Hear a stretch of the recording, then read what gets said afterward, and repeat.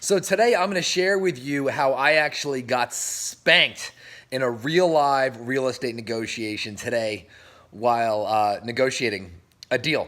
Now, if you don't know me, my name is Todd Toback, and I've wholesaled over 1,000 houses, and 95% of those were locked up by somebody on my team using the exact sales techniques that I'm teaching you in these videos. Now, if you've not been to my website, go to nextlevelwholesaling.com, nextlevelwholesaling.com.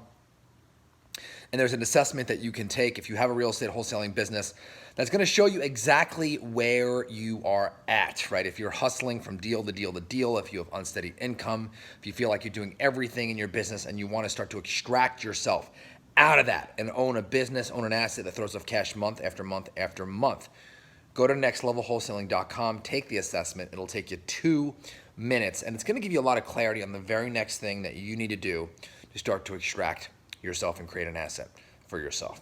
All right, nextlevelwholesaling.com. So let's go back to today's negotiation. Now, almost all of our real estate deals are single family houses. We actually have acquisition specialists who go and meet with them. But I buy commercial real estate, I buy mobile home parks, I buy apartment buildings for my own wealth building plan.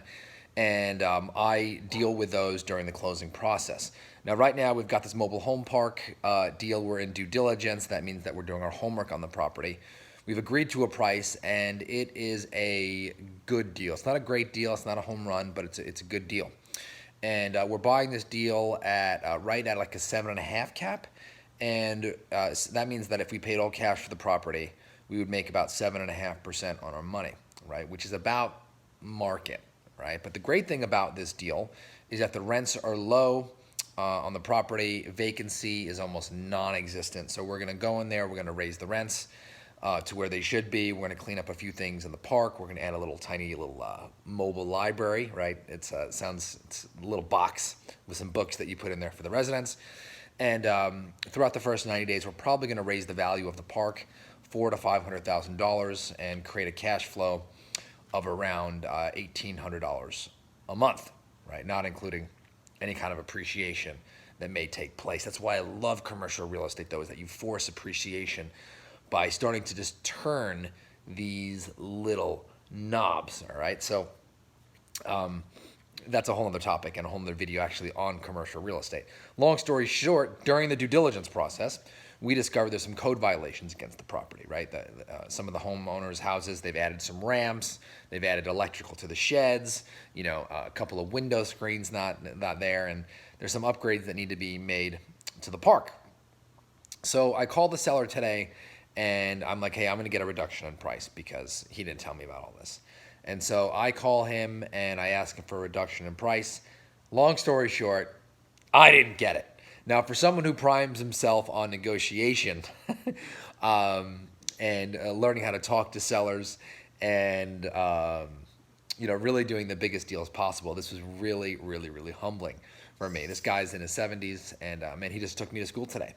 So I'm going to tell you what I learned from it and why we still did the deal. By the way, if you want to know about the actual sales techniques that I talk in this video and some of the stuff he actually turned around on me like a ninja, right? Go to nolimitsalesystem.com, nolimitsalesystem.com if you actually want to buy this system.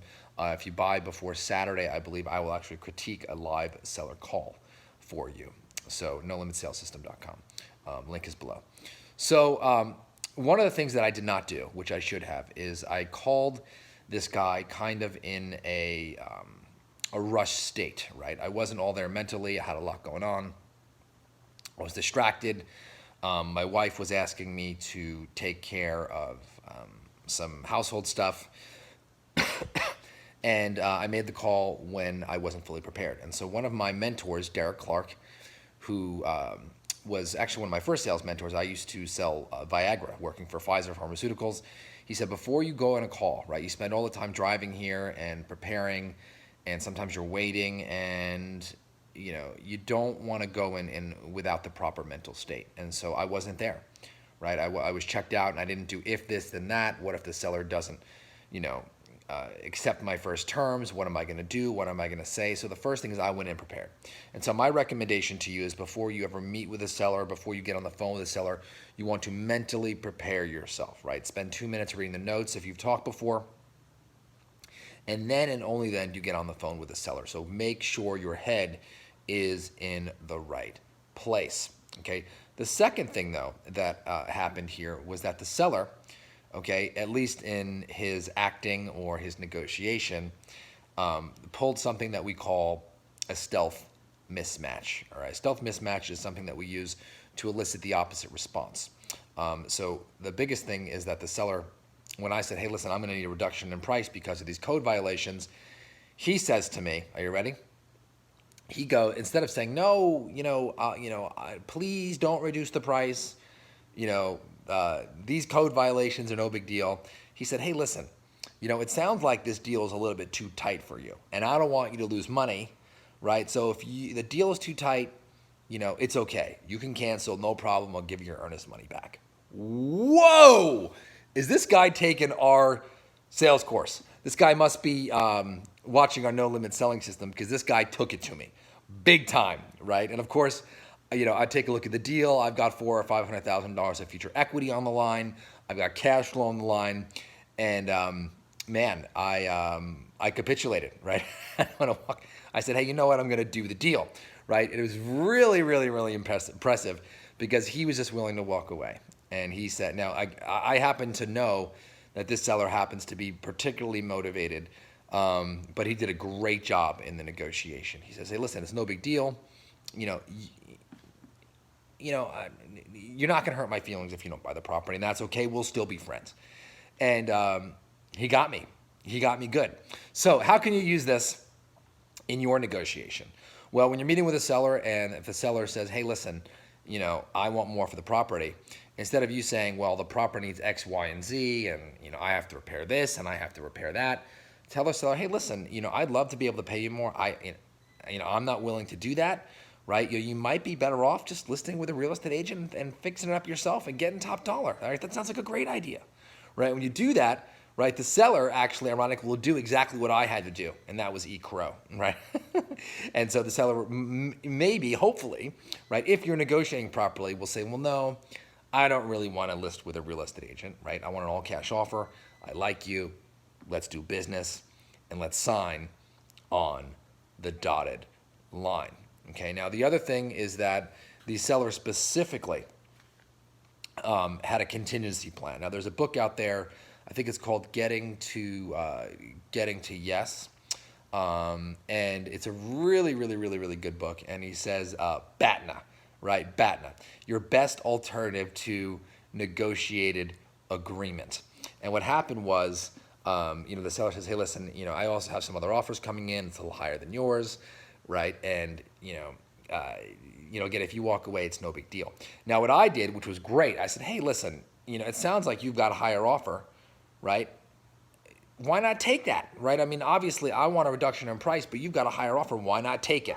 So that was one thing I did right. I threw that right back at him. He says, well, we're a little farther down the line. I'd like to do business with you, right? And so I did get some seller concessions out of the property. By the way, if you want to know more about this stuff, right, and you want to know how we operate this from front to back and do massive wholesale deals, and I'm talking big ones, and we teach actually wholesalers how to double their deal size, right? Actually, literally double their deal size by these techniques that we're talking to.